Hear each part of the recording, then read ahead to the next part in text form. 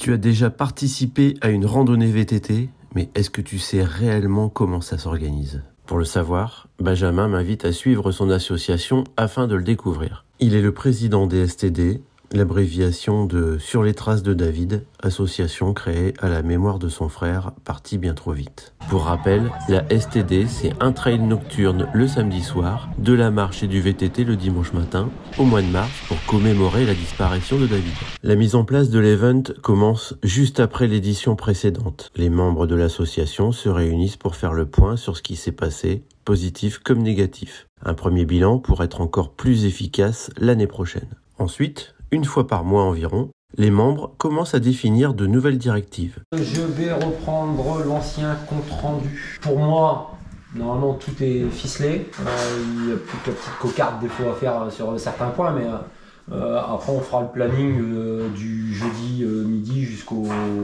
lundi matin. Il faut que les parcours soient validés auprès de l'ONF, des mairies et des propriétaires s'il y a des zones privées à traverser. Il faut donc effectuer des reconnaissances sur le terrain et prendre les mesures en termes de distance et de dénivelé. Une fois validé, tout s'enchaîne. L'association va commencer à communiquer une date et à faire la promotion de l'événement. Il faut également démarcher les partenaires afin de trouver un soutien financier et logistique pour le jour J. Ces réunions mensuelles permettront de définir les rôles de chacun au sein de l'association. C'est essentiel car dans les dernières semaines, il faudra que chacun gère sa partie. Benjamin doit donc coordonner et gérer les ressources matérielles et humaines. Comme dans une entreprise, le dirigeant n'est rien sans ses collaborateurs et inversement. Préparation des tables d'inscription, donc Julien. Préparation des caisses Thibaut. Préparation ravito Fred, Pascal et Fleur. D'ailleurs, l'association doit faire appel à des bénévoles extérieurs, tellement la tâche est grande. Au final, dans le club, vous êtes combien?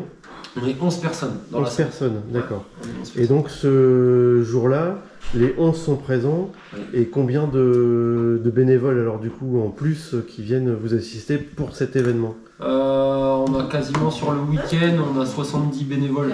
70 bénévoles répartis du vendredi jusqu'au lundi matin. Tout à l'heure vous parliez de bénéfices. Est-ce que ce genre d'événement, donc du coup ça crée pas forcément du bénéfice, si j'ai bien compris, c'est plus avec les calendriers que vous avez fait des bénéfices? Ouais, en fait tous les ans on fait des calendriers avec divers sponsors. Cette année on est monté quasiment à entre 80 et 90 sponsors. Ça représente aujourd'hui un budget confortable pour l'association et puis après on a l'événement. Oui. On s'est retrouvé à des années où des fois on dégageait pas beaucoup de bénéfices, on en dégageait mais pas assez pour qu'une association vive. Ouais. Après nous voilà, c'est d'abord le plaisir d'organiser, de faire des connaissances, que ce soit aussi bien au niveau des entreprises qu'au niveau des bénévoles, et puis de voir un petit peu et puis de dire voilà, on a organisé une manifestation, on a regroupé autant de personnes. Et puis là, on voit que sur les derniers jours, on commence à avoir un petit peu l'engouement qui commence à monter et puis les nuits qui commencent à se raccourcir aussi un petit peu. Ouais. Donc, le stress aussi. Ouais, voilà. Donc, et puis après, comme toi, tu as pu le voir l'année dernière pour la première fois, tu as vu que la randonnée, elle est carrée, elle est bien structurée. Bien sûr, au début des randos où on a des traversées de route, il y aura des bénévoles qui vont être présents pour la sécurité, pour tout ça. Ouais. Donc on veut montrer un bon exemple pour les randonnées autour de nous. Et puis voilà un petit peu comment ça se présente. Okay. Donc oui, bénéfice on verra, après ça dépend de la météo, ça dépend de tout ça, on essaye de réduire les coûts au maximum tout en faisant plaisir aux gens d'une manière différente, avec des ravitaux gourmands, sans avoir des prix astronomiques. Alors oui, on a un prix aujourd'hui à 7 €, on est peut-être les plus chers on va dire, du circuit. Mais les gens en ont pour leur argent. Ouais. Il y aura un lot qui est offert à chaque participant, il y aura un éco-cup à chaque participant, une bière, il n'y a pas de sandwich, il y a une tartiflette, il y a une porte de cadre, il y a un ravito gourmand. C'est clair, ouais. Voilà, donc pour 7 €, honnêtement, il y en a vraiment pour son argent. Donc, et on essaye de réduire les coûts au maximum en trouvant des sponsors, en les démarchant, en faisant marcher le relationnel un petit peu de tout le monde. Et puis, et chacun ramène un petit peu sa pierre à l'édifice et puis au final on arrive à créer un bel événement. Voilà. Merci bien. De rien, Ludo. À partir du vendredi, plusieurs équipes sont en charge de vérifier et de compléter le balisage des différents parcours. Leur mission va durer jusqu'au dimanche matin, car nous ne sommes pas à l'abri d'un acte malveillant. Il faudra également penser à identifier les points noirs sur le parcours et corriger si besoin, soit par un marquage au sol, une rubalise accrochée à une branche ou installer un fléchage aérien sur un piquet. Là on est sur une zone de chantier, il y a eu pas mal de passages cette semaine et donc les marquages au sol ont été effacés avec le passage des camions. Donc il faut redonner un petit coup de jeune, un coup de frais sur les flèches. Je suppose que vous avez fait le parcours déjà de... Quel parcours alors vous avez fait? 30 km. 30 km. Et ça s'est bien passé? Nickel, on a un ou deux points à vérifier là et sinon... Parfait. Celui qui se trompe, c'est qu'il est vraiment mauvais. Il est... Tu prends la droite là, hop, et puis après mon chemin long des Barbelés pour lui. Là, t'arrives à Belleval. Ouais. Là, il manque un panneau aussi. Donc il doit être mis aussi. Ça t'a choqué? Non. Comment? Là, oui, ça nous a choqué. Parce qu'à un moment, on s'est demandé, même si on devait pas faire demi-tour, si on devait pas revenir en arrière pour voir si on n'avait pas loupé une flèche. Alors vous revenez de vérifier le parcours 45. Et ça s'est bien passé? Ouais. Dur? Quelques passages à pied. Ah ouais, quand même. Ah, quand même, ouais. Même sur le 45. Même sur le 45, ouais. Ça va être un enfer. Ouais, pour demain, s'il pleut, ouais, ça va être un enfer. Déjà là, il n'y a pas la pluie, il n'y a que le vent. Donc demain, s'il y a la pluie en plus du vent, ça va être la catastrophe. Les fléchages est bon? Ouais, nickel, ouais. Bon, ça va. Ils ont bien fait leur boulot alors. Ouais, voilà. Voilà, ils sont en train de rendre compte à Benjamin. Et là, si tu veux, quand on a pris le petit chemin qui dit là, après il y avait une voiture juste là, dans le virage. Rémi il revient du trail, c'est ça? Ouais, en fait, il a fait le 20 km VTT en trail. T'as tout fait en courant? Il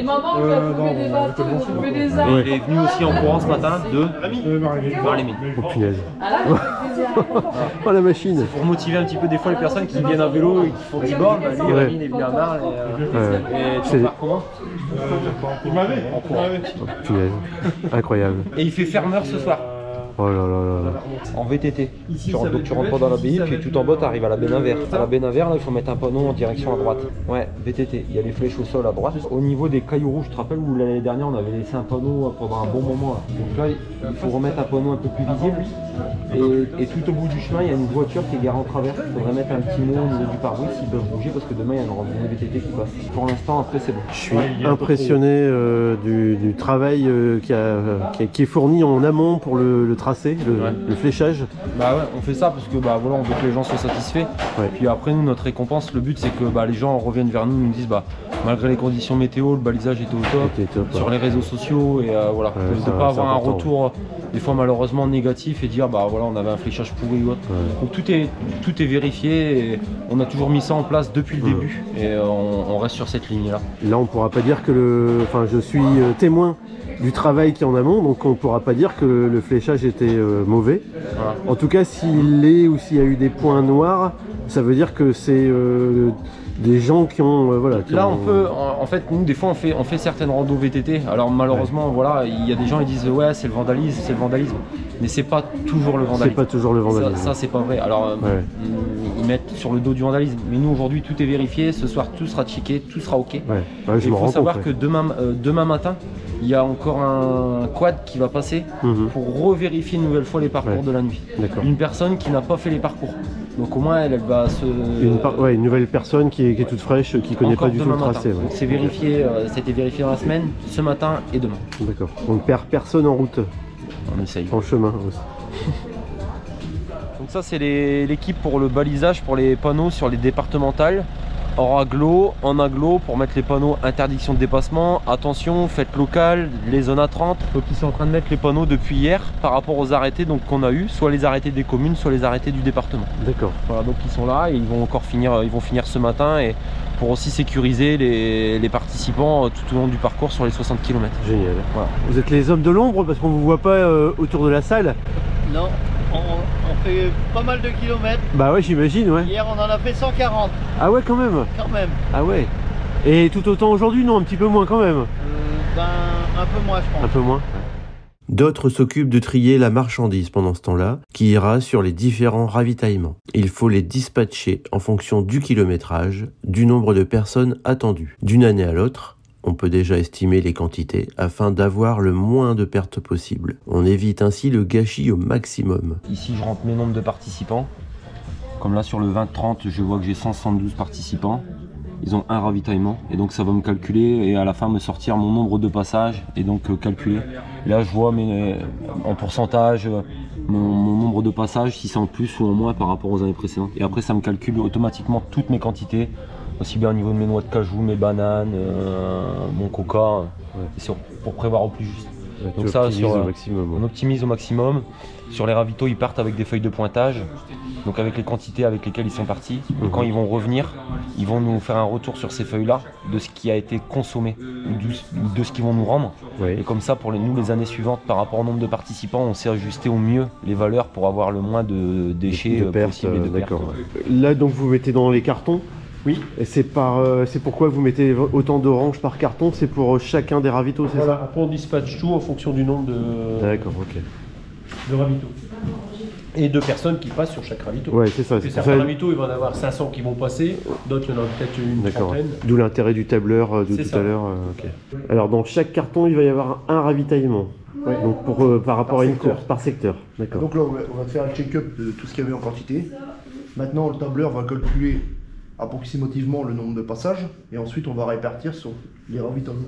Alors en sachant que ce soir il y a un ravitaillement pour le trail, donc la personne qui est sur le trail ce soir et le gros ravitaillement demain partent en même temps, comme ça lui est tranquille. Ouais. Ce soir il a pas besoin de charger.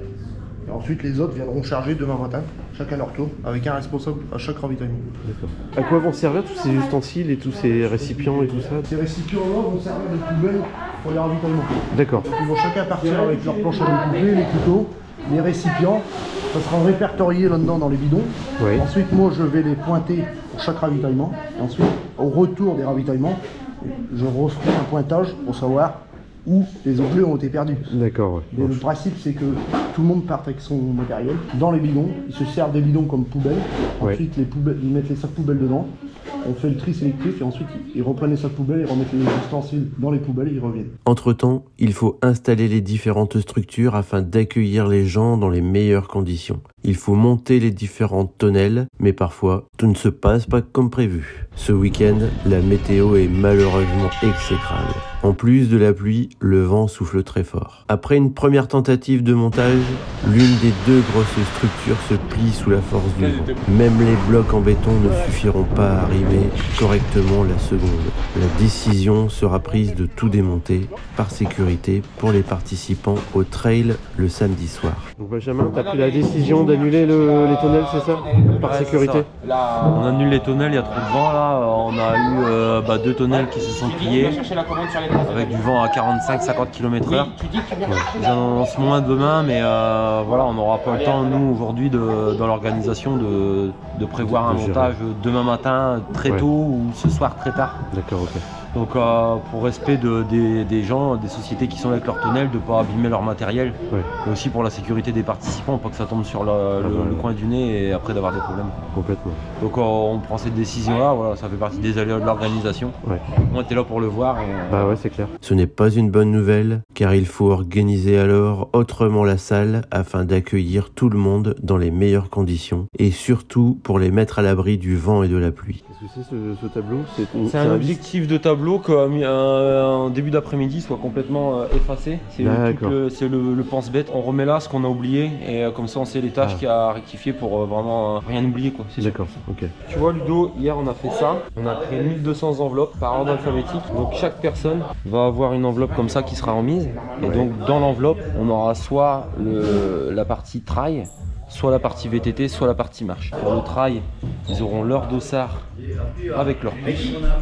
Pour le VTT, ils auront leur plaque de cadre, les Colson, et ils ont aussi chacun leur jeton pour la restauration et la buvette. Et après, on va faire aussi une partie pour les inscriptions sur place. Donc là, on va voir un petit peu, on va s'ajuster par rapport à la méthode. Donc là, vous étiez 15 personnes pour faire tout ça. On était 15 personnes à peu près sur une...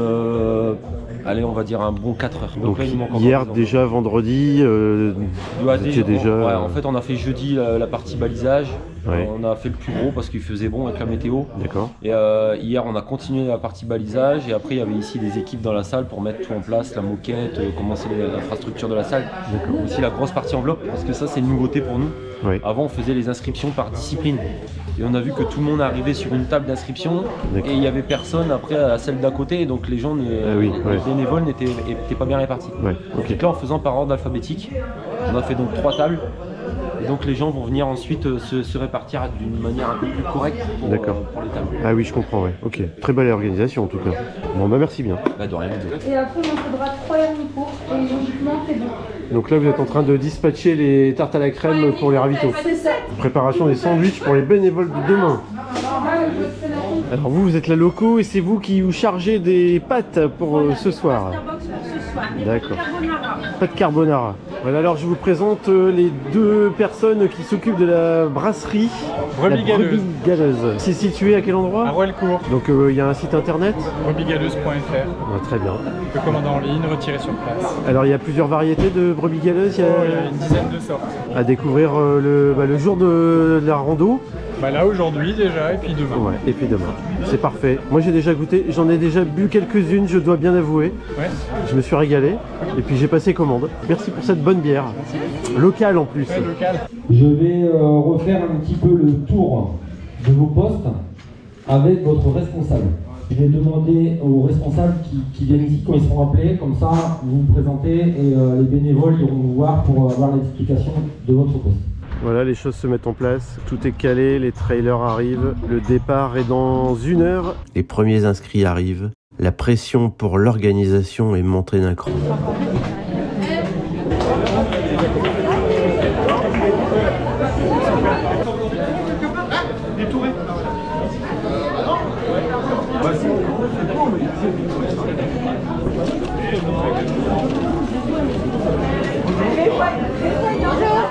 Ça va. Petit coup de stress, 20 minutes avant le départ du trail, pas de nouvelles de secouristes. Les secouristes sont obligatoires sur un trail, donc on cherche à les joindre. On ne sait pas ce qui se passe. Votre rôle à tous les deux, c'est de suivre les trailers pendant la course, c'est ça? Ou c'est de dresser derrière? Ouvrir la route et puis le débalisage après que le dernier est passé. Et vous allez suivre tous les trailers pendant tout le parcours ou pas? On va essayer Ils ouvrent devant le premier. Ouais. Et moi j'attends un peu leur laisser de l'avance. Et après tout le débalisage derrière. Bah, bon courage. Le départ du trail est donné. La fête est commencée. 9, 8, 7, 6, 5, 4, 3, 2, 1, c'est parti! À tout à l'heure les amis!